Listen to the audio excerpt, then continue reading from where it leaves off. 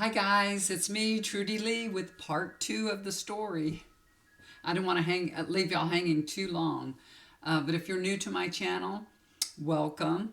Go watch part one, and you guys please like and share so I can get my story out to more people. And thank you all very much for all your kind words and all your support. I appreciate it. All these things happened a long, long time ago, so it's okay. Everything's fine. Everything is fine. And as I tell my story, I might be jumping around on my timeline a little bit. It won't be completely linear because other things come up. As you tell your story, then you remember all other things that come up. So I might be picking up where I left off and then adding to it and then going back a little bit. So it's going to be a little bit here and there. But picking up where I left off from part one. So you guys know I was born in Maine, right? I'm not a real Southerner, but I've been here since I was 3 years old. We moved from Salem, Massachusetts, I believe, to Texas. My father got a job after he got out of the Air Force, and he got a job here at NASA in Texas. So I remember I was 3 years old, but I can remember the ride. I can remember riding in the car. Our car was so full of stuff. There must have been, I guess there was 4 kids at that time. And there was, I think it was a playpen, a wooden playpen in the back of the car, right up against the seats that we were taking, they were taking as much stuff as they could because we were driving cross country. So I don't know exactly how they did it because I was only 3, but I remember that playpen, that wooden playpen being right there, and I would sit up on it. I would sit up on the rail and hunch down and be looking over the front of the front passenger seat. I can remember riding on it because back then you didn't have to have safety belts on or anything, and I completely remember that. So it's one of my very oldest memories. So we did move to Texas, and I have a little sister that's before the baby was born, the youngest of the family. I'm 2.5, almost 3 years older than her. She was such an adorable, adorable little girl. My mother was just totally in love with her, of course. And my mom was really, really good, and she always has been very good with very young children. She likes babies, she likes young children, and maybe that's why she had so many, because we kept growing up and she had to have another baby. So she had 5 babies, and I think she had a couple of miscarriages also in between there. So we could have had quite a few children.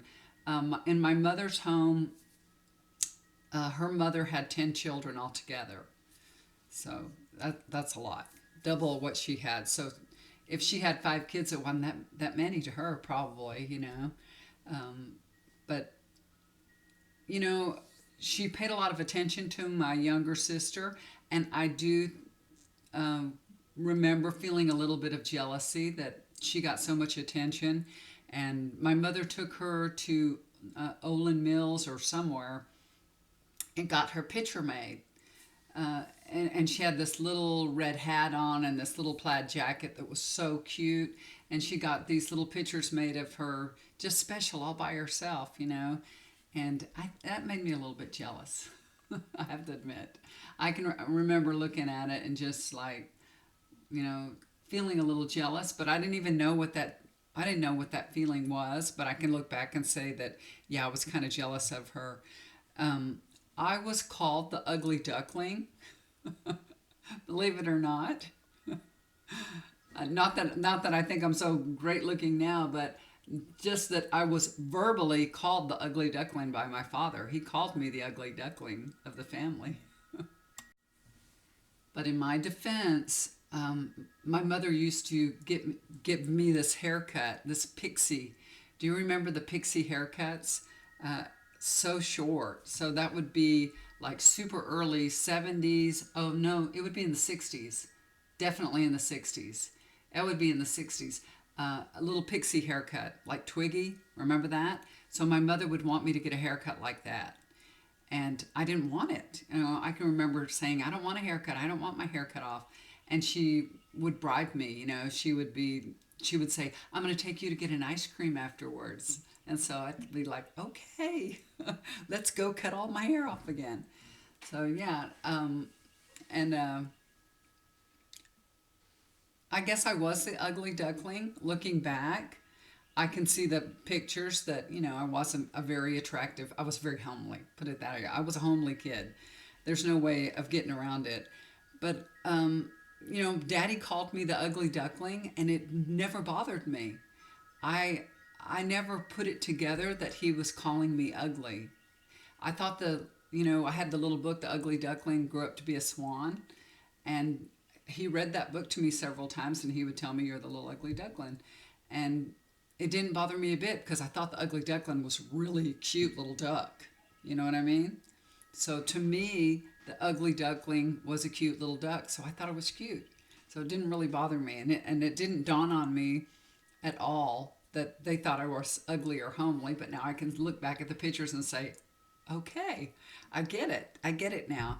But this homely little girl, she she made it through for sure. I had an uncle, my father's brother. He told me one time. He said, "Trudy, let me tell you, the cute little girls, they grow up to be ugly, and the ugly little girls, they grow up to be beautiful." And I was like, okay. I never even thought to myself, why is he telling me this? I was just a little girl. I was very, very little. I didn't even understand that these men were thinking, this poor little girl, she's so ugly. She is so ugly. Let's give her some confidence and some hope. I didn't know what they were doing. It was just, you know, over my head. I didn't get it. I didn't get it. They were trying to nurture my self-esteem, but it didn't need any help. I was fine. I really was fine. And then when I became a teenager, as I got older and everything, I let my hair grow really long. I had long brown hair. And I was a pretty teenager. Of course, makeup helped a lot, Makeup does help. And growing into your features and all. And I used to make my sister so mad, you guys. I knew she was being tormented when I did this, so I would do it right in front of her. Of course, with 5 children, and my parents had their own bathroom, and then in this house that we had a bathroom for all 4 of us kids, so we were in there all the time, all together, and brushing our hair, blow drying our hair, doing whatever, as teenagers do. And I remember one time I was in there with my brush. It was my microphone, and remember the Beautiful Brick Girl commercials? I'm the beautiful brick girl. I would take my microphone brush and say, I'm the beautiful brick girl, and then I'd brush my hair. Oh my gosh. My sister grabbed a handful of my hair and ripped it out of my head when I did that. So yeah, don't think that my self-esteem was squashed by the ugly duckling. It was not. But she told me I was conceited and she needed to put me in my place. And she did. You know how sisters are. They're very good about telling you, hey, you got a big head, girl. She just said, you are so conceited. And she ripped my hair out. I mean, literally ripped my hair out. But, I couldn't do much about it because I was deathly afraid of her. So, I would have to get her back later on when she wasn't looking. So you could hit her and run and lock yourself in the bathroom, and maybe she'd forget that you hit her. But that, I don't think I ever got her back for that, but whatever.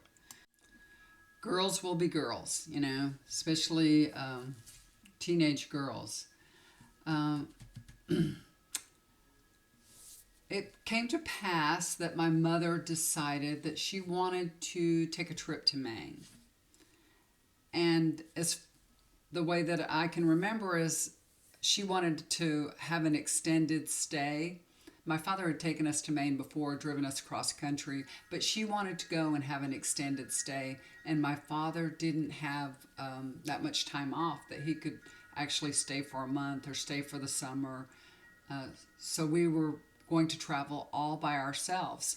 So my mama was going to drive 5 kids to Maine from Texas, a 3-day trip.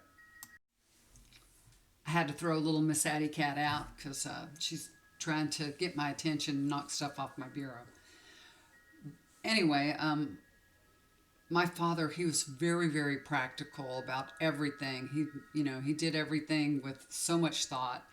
So when my mother wanted to take all five of his children cross country, I remember they argued about it quite a lot before they finally came to the decision that my mother was going to do this. My mom's pretty stubborn, so there wasn't probably much way he could stop her. And what he did was he mapped out her route. Back then we didn't have GPS on our phones. We didn't have phones or anything like that. So he mapped out her route on the map, and he made cassette tapes. I don't know if my mother still has them or not. That would be so wonderful if she did. He made these cassette tapes because, back in those days, all cars had cassette players. And we played the cassette tape, and he would tell her what interstate to take, how many miles to go, he planned the whole thing. He would say, okay, when you get to this interstate, then turn the cassette back on, and I'll tell you, so he told her how to go the whole way. So it was really, really nice. So it was like Daddy was with us the whole time, except for one event that happened. My mom was, I guess she put the pedal to the metal. She was speeding, and we got pulled over on the interstate on the way to Maine. I remember this. We were all laughing. We were laughing so hard. We were like, "You're getting a ticket. You were speeding." And the police officer, he was listening to us give her the business and all, and he didn't even give her a ticket. Back then, things were so much different. So she didn't even get a ticket, even though she was speeding. He just gave her a warning. He said, "You got 5 kids in the car and driving to Maine. You got enough problems." He didn't give her a ticket at all. But anyway, we did get to Maine just fine. Took about 3 days. I remember we stayed in hotels and everything. And yeah, we made it. We made it just fine. My daddy passed away so early in his life. He was 54 years old. My parents had gotten a divorce by the time he passed away. But he did have issues with alcohol. But he was a very, very good man. He was a very good father. Like I said, he was very practical. He took such good care of his family, all of us. And but he did have issues with alcohol. So there would be times where he would not drink anything at all for months and months and months, maybe even years. And then all of a sudden he'd go on a binge, and he would be drunk for, a week straight. I remember we would have to go find him in bars. He even got arrested a few times because, he would just go on a bender. It was so weird. But he always maintained his position that he had at NASA. I don't know how he did it. So he would get sober enough to get to work and then come home and start drinking again. I don't know. It was weird. It was really weird. And he wouldn't really drink at home. We didn't have alcohol at home, but he would hide it somewhere. He'd put it in the coat pocket in a closet or something like that. We never saw him drink. And we never, nobody bought beer. Nobody brought alcohol in the house, wine, nothing. We never had alcohol in our house. So it was really weird. My dad would go outside and go to beer joints. Remember, back then it was a beer joint where you played pool and all that. So he would get into some trouble doing that. And I guess my mama finally got sick of it, and they got a divorce. But anyway, he was a very good man. And the summer, I think it was the summer of 1975 that we went cross country to Maine. It was a lot of fun. We had a lot of fun. We had 2 cousins that were close to our ages, 2 boy cousins. So it was me and my sister that were 2.5 years apart. She's a little bit older than me. And the 2 boy cousins were very close to our age. So they were they were a little bit older. I guess they were a little older. Maybe 16 and 18 or something like that. Pretty close. I don't know, close to our age, but maybe 16 and 13. Maybe that was it. I don't know. Somewhere around there. They were very close to our age anyway. But one of them could drive. So he had to be at least 16. Anyway, we had so much fun with our cousins, listening to music and dancing. And, there's a lot of things that you have in common as a teenager. We had a great time. We had a fantastic time while we were there that summer. And my mom, that's where she was from. So, and they had tons and tons of relatives. So she was out busy every single day visiting people, doing things. We never even saw my mom. We rarely saw her, maybe at dinner time or something when she would come back home. We were pretty much left on our own to do whatever we wanted to do, but we had to have permission to do it. So it came to pass that one of my cousin's friends was going to the lake, and he said, "We're all going to go to the lake. Do y'all want to go?" And my mother was leaving, and we said, "We want to go to the lake today." And she said, "No." My mother couldn't swim. She was never taught to swim. I don't know how that happened, but she couldn't swim a stroke, and she was afraid of the water, and she didn't want us going to the water. Although I can tell you, every single one of my siblings and me could swim. My father made sure that we had swimming lessons every summer. He took us to the pool, the public pool, every year, and he would make us swim laps. He would, teach us to swim, even though we had already taken lessons many times. So he knew all his children could swim. He wasn't worried about us drowning, because that's how he took care of us, by teaching us to do the things that we needed to know how to do. So he was very practical in that way. But my mother, she never learned to swim, and she said, "No, don't go to the lake. You're not going to the lake. Don't do that." Well, she left. And what did we do? We had the friend come and pick us up, and we went to the lake.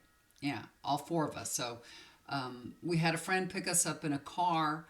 I do believe there were other people in the car also, and I can't really remember who it was, but I think his name was John, and his brother. They came and picked us up, and we went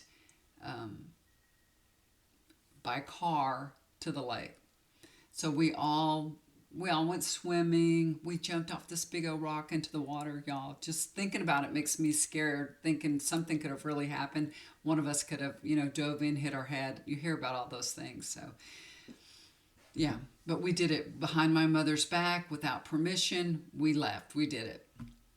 We had a good time. I do remember that the older boys, there was a truck that came, and there was a car. So there was several people there that were friends. I don't know who they were. All I know is of my two cousins that I only knew them.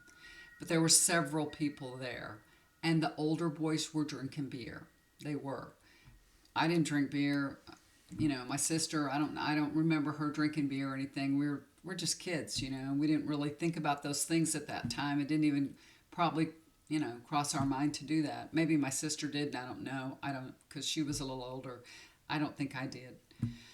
But anyway, came time for us to leave, and when we left, everybody piled in the car, and they said, "We're going to ride in the back of the truck." Well, this truck was a flatbed pickup truck that had wooden sides. Flatbed wooden sides,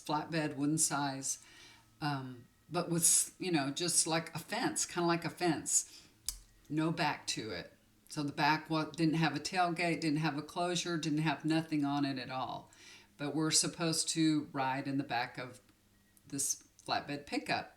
So all four of us get back there, my two cousins and my sister, and we go along down the road. And this road is a dirt road, y'all, and it is bumpy as heck.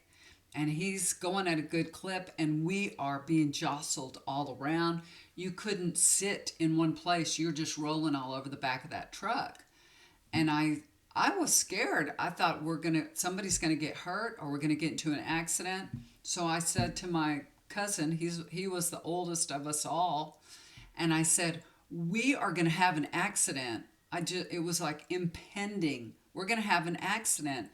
And he puts his arm around me and pulls me up close to the side of the railing and holds on to me, because I'm just falling everywhere. And there was a little thing that we said back then. I don't know if you guys ever heard of this. It was a little saying. We would say, "Sure, Pat," when somebody would say something that didn't have any meaning, or you didn't believe them. when you didn't believe something somebody would say, you'd say, "Sure, Pat." Like, yeah, right. So he puts his arm around me and he says, "Sure, Pat." And he holds me real tight, and I quit jostling and he's holding me and making sure that I'm okay. Within a second, the truck just flew off the side of the road. It just started, meandering. It flew off the side of the road, and we had an accident. We wound up on the bank, like down in the ditch, close to the trees, and we had all fallen all over the flatbed. We were, I didn't know what happened. All I know is all of a sudden we came to an abrupt stop, and when I looked, my cousin that had been holding me, and I was closer to the end of the truck than he was. I was closest to it, and he was on the other side of me. He was in the middle of the road, face down in the middle of the road. And we all jumped off the truck and ran to him. And he was always teasing and cutting up and being silly. And we were all, everybody was like, "Get up, come on, get up, Barry, get up, get up." Nothing. And the driver, I don't know who he was, the driver came and took him and turned him over.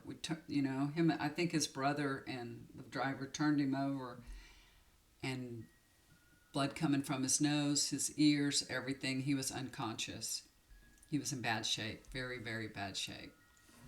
Well, the car that was with all the other people were in front of us. They turned around. They saw something happen. They turned around and came back. Thank goodness, because the truck was undrivable. They couldn't drive it out.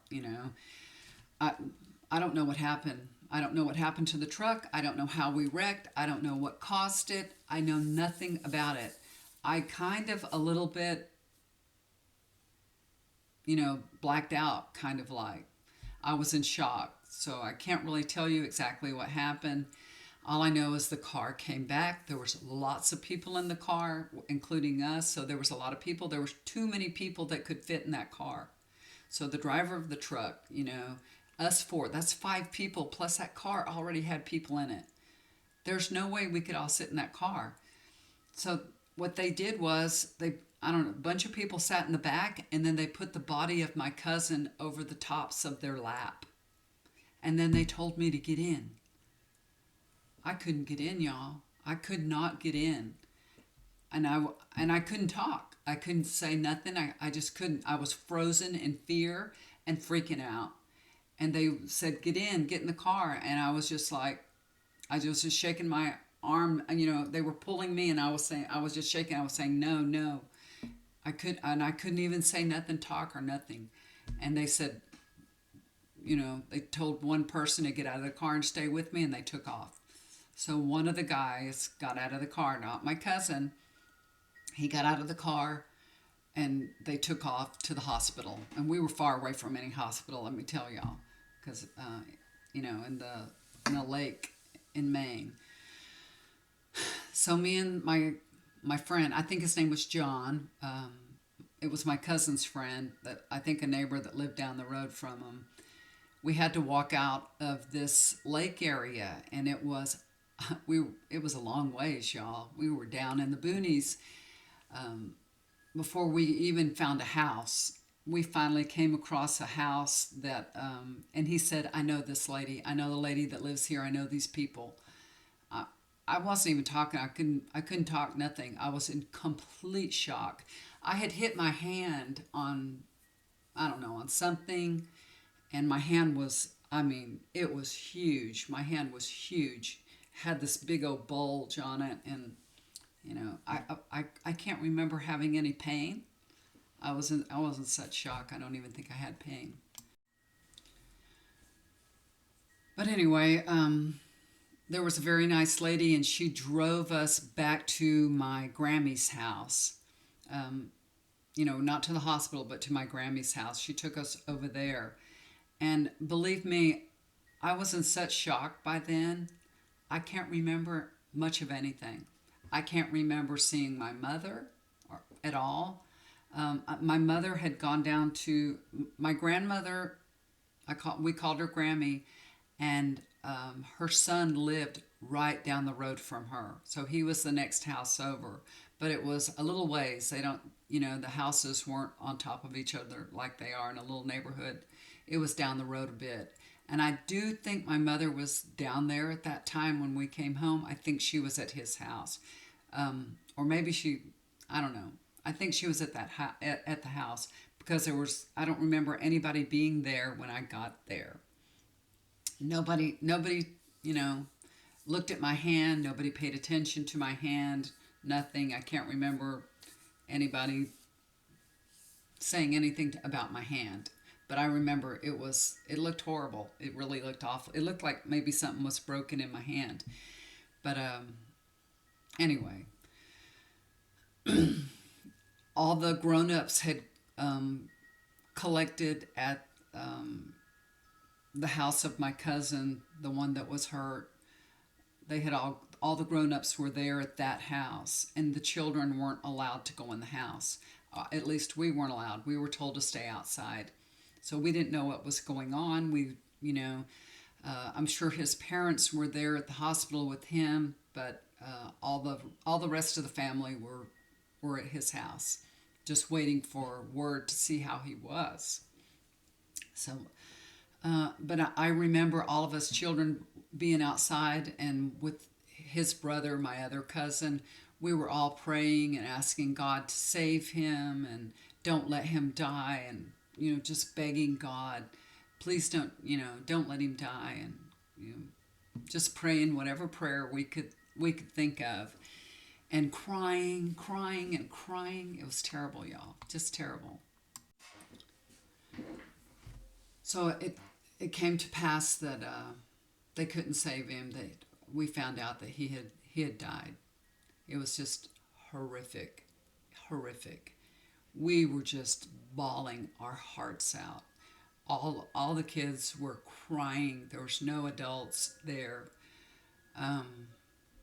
It was terrible, y'all. It was just awful. My mom wasn't there to comfort us.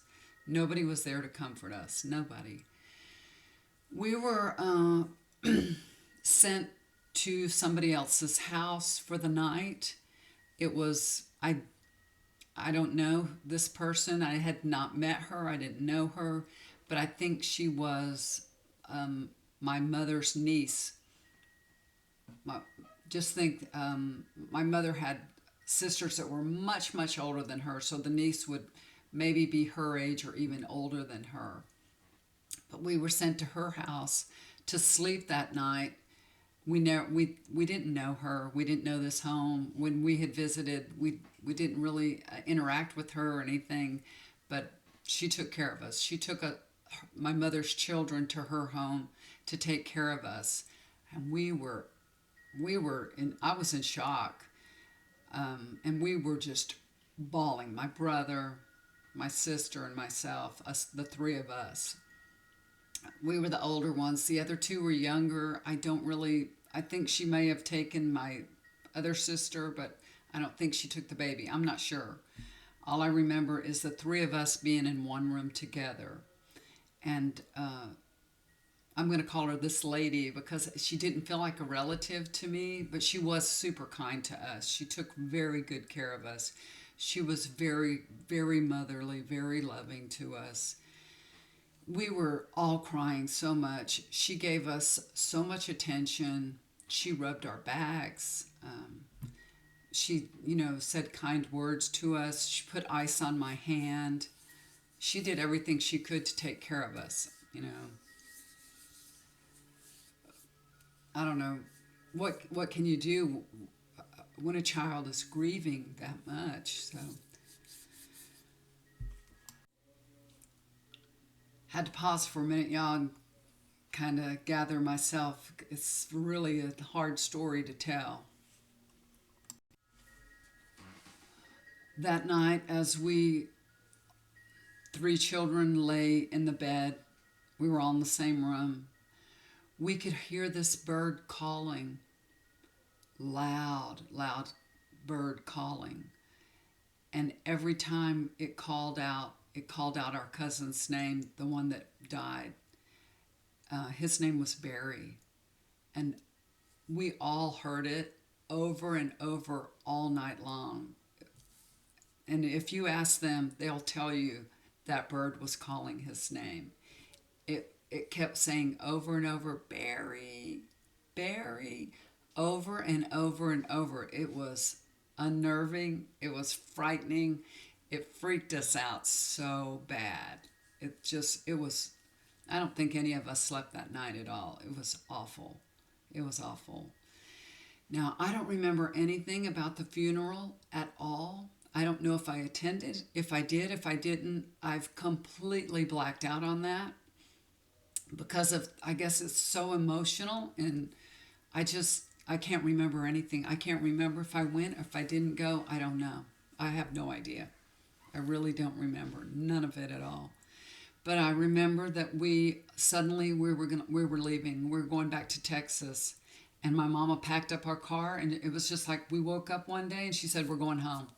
We're leaving now. Pack up your stuff." And we packed up our stuff. We didn't get to say goodbye to anybody.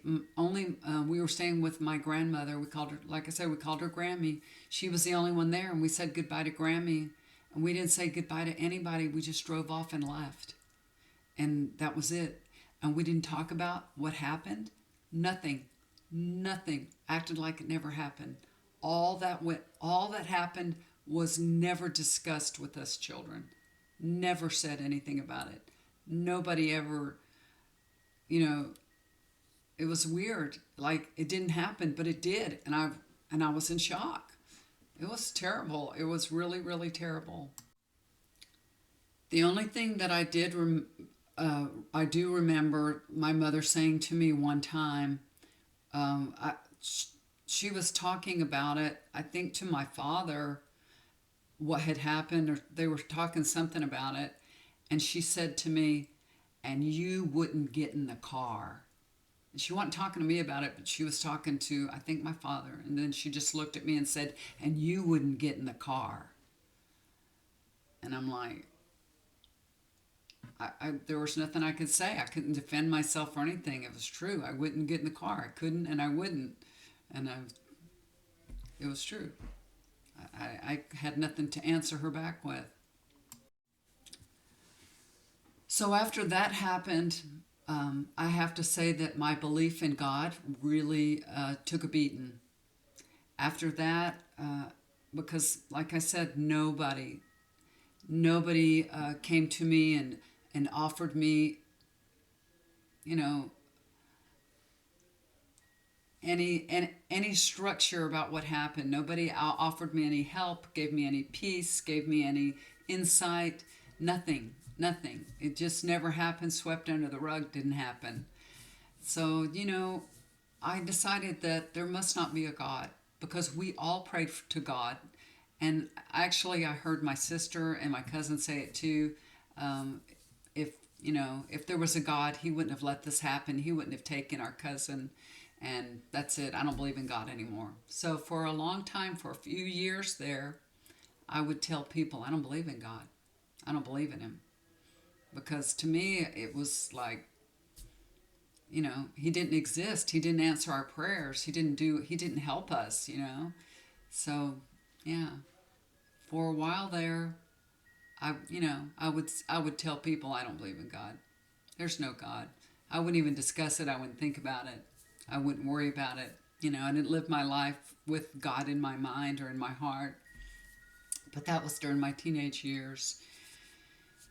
And, we go through things like that as teenagers. And then I came full circle, though. Thank goodness. All right, guys. So I'm going to end it right there. And I'll pick up my story in part 3. So that's just a little piece of the puzzle. And that was kind of a little bit hard to say, but that was one of the worst times of my life, I have to say. And but it's not something that stigmatized me or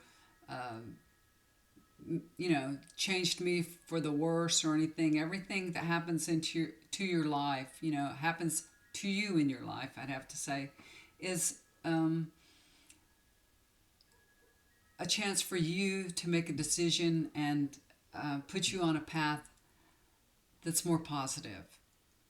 So all these little things that happen in your life, they're just stepping stones for you to have an experience, how to learn, to understand, and to get guidance on.